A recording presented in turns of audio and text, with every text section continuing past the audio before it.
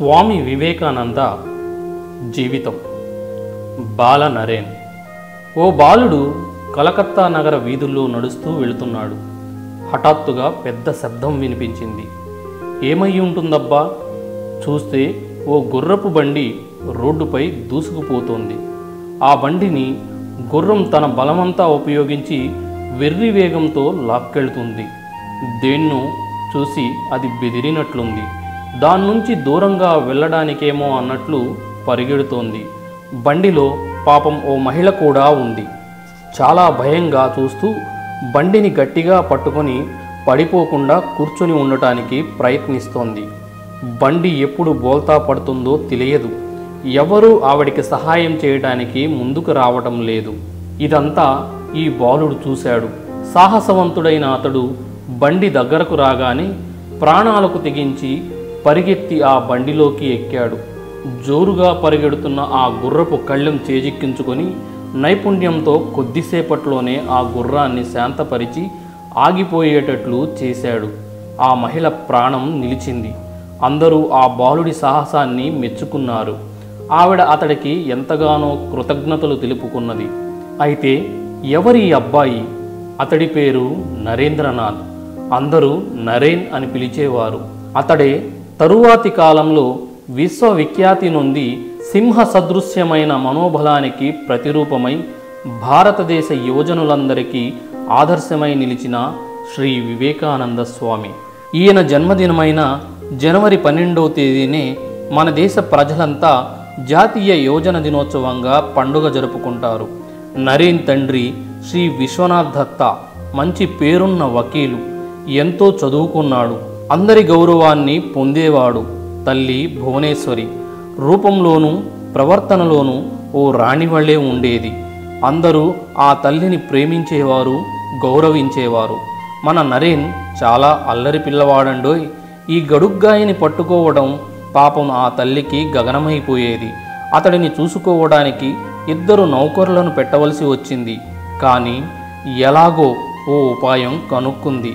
నరేన్ అల్లరి బాగా మితిమీరిపోయినప్పుడు శివ శివ అంటూ నెత్తి మీద చల్లనీళ్లు పోస్తే మాత్రం అల్లరంతా క్షణంలో తగ్గిపోయి శాంతపడిపోయేవాడు. లేదా ఇలా అల్లరి చేస్తే శివుడు ఇక నిన్ను కైలాసానికి మళ్ళీ రానివ్వడు అనగానే చల్లబడిపోయేవాడు. తన పథకాలేవి పారనప్పుడు ఆ తల్లికి పాపం ఈ 2 చివరి అస్త్రాలు. బాల నరేంద్రుడు తన తల్లి వద్ద ఎన్నో విషయాలు నేర్చుకునేవాడు. తల్లి భాగవత, రామాయణ, మహాభారతాల్లోని కథలన్నీ చక్కగా కళ్ళకు కట్టినట్లు చెప్పేది. ముఖ్యంగా శ్రీరాముడి కథంటే నరేంద్రుడికి పంచప్రాణాలు. మట్టితో చేసిన చిన్న సీతారాముల విగ్రహాన్ని తెచ్చి రకరకాల పూలతో పూజించేవాడు. రామాయణం అంటే ఎంత ప్రేమో. హనుమంతుడు అరటి తోటల్లో తిరుగుతూ రామనామ జపం చేస్తూ ఉంటాడని ఎవరో చెప్పగా విని ఆ మహావీరుణ్ణి చూడటానికై తరచూ చాలా కాలం ఆ తోటల్లో వెతుకుతూ నిరీక్షిస్తూ గడిపేవాడు. ఆహా, ఎంత విశ్వాసం!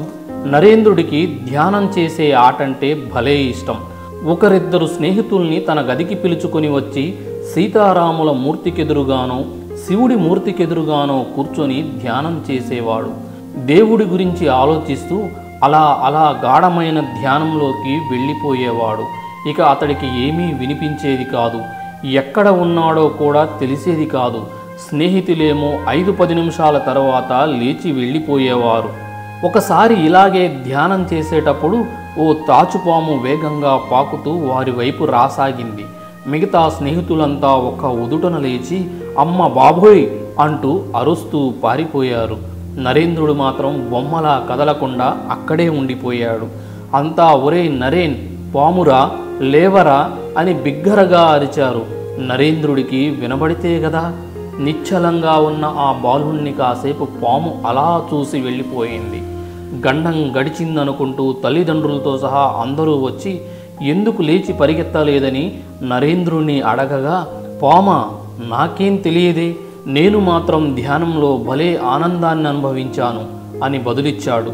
అందరూ ముక్కు మీద వేలేసుకున్నారు. దేశమంతా తీర్థయాత్రలు చేస్తూ తిరిగే సాధువులే కానీ, హరిదాసులు కానీ, పాటలు పాడుతూ తిరిగే భిక్షగాళ్ళు కానీ తమ ఇంటికి వస్తే నరేంద్రుడు ఎంత సంతోషపడిపోయేవాడో. ఏది కనబడితే అది వాళ్ళకిచ్చేసేవాడు.